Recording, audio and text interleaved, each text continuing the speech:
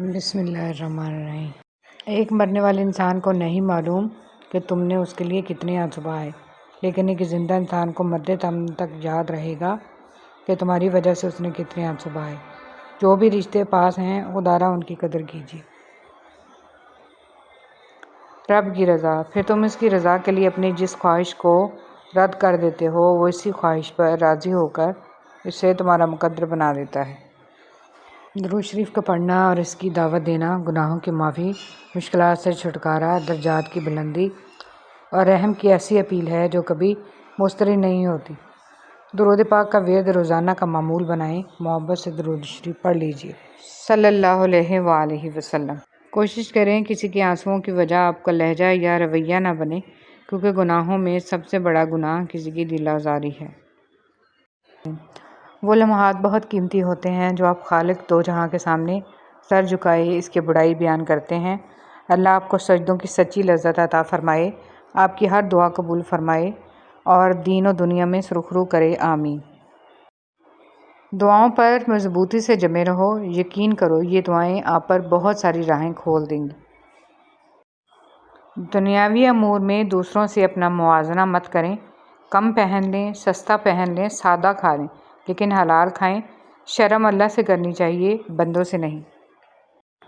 حضرت ابو برزہ رضی اللہ تعالیٰ عنہ بیان کرتے ہیں، میں نے عرض کی، اللہ کے نبی آپ مجھے کوئی ایسی بات سکھا دیں جس سے مجھے فائدہ ہو۔ آپ صلی اللہ علیہ وسلم نے فرمایا، مسلمانوں کے راستے سے تکلیف دینے والی چیز کو ہٹا دیا کرو۔ بات ناممکنات پر آ کر رک جاتی ہے، تب میرا رب کہتا ہے، ان اللہ علی کل شیء قدیر۔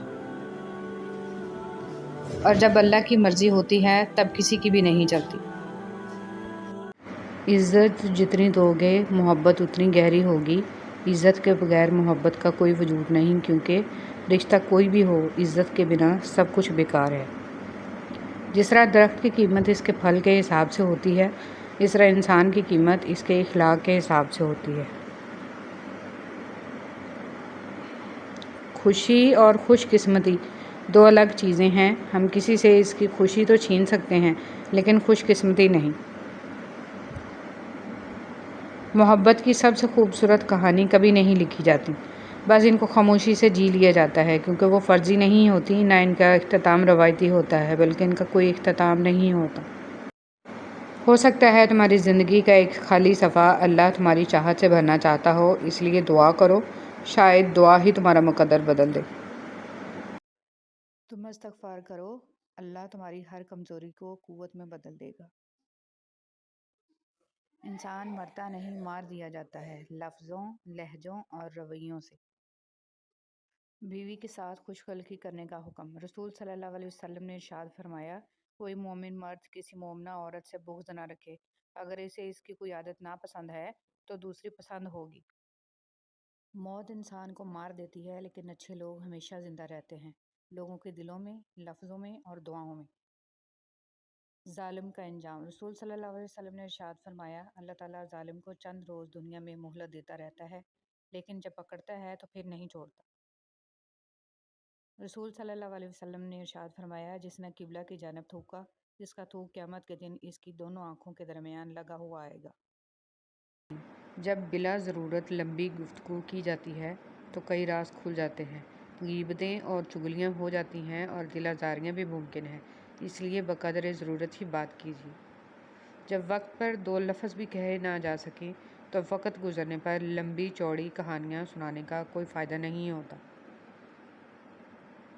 ہمیشہ بولنے میں احتیاط کریں، کیونکہ آپ کو نہیں پتہ ہوتا کہ کچھ نرم دل لوگوں پر ان الفاظ کا کیا اثر ہوگا۔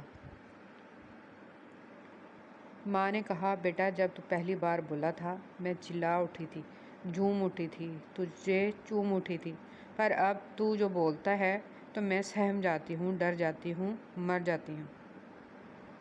مسکراہٹ۔ مسکراہٹ گہرے سے گہرے دکھ کو چھپا سکتی ہے، مگر وہ لوگ جو آپ سے محبت کرتے ہیں اس کے آر پار دیکھ لیتے ہیں۔ جو لوگ لحاظ رکھتے ہیں ان کے رشتے دھوکے کے نہیں، وفاداری کے ہوتے ہیں۔ وراثت صرف پیسہ ہی نہیں، بعض اوقات آپ کے والد کی نیک نامی بھی کافی ہوتی ہے، اور آپ جہاں جاتے ہیں آپ کو بتایا جاتا ہے کہ آپ کے والد کا شمار بہترین لوگوں میں ہوتا ہے۔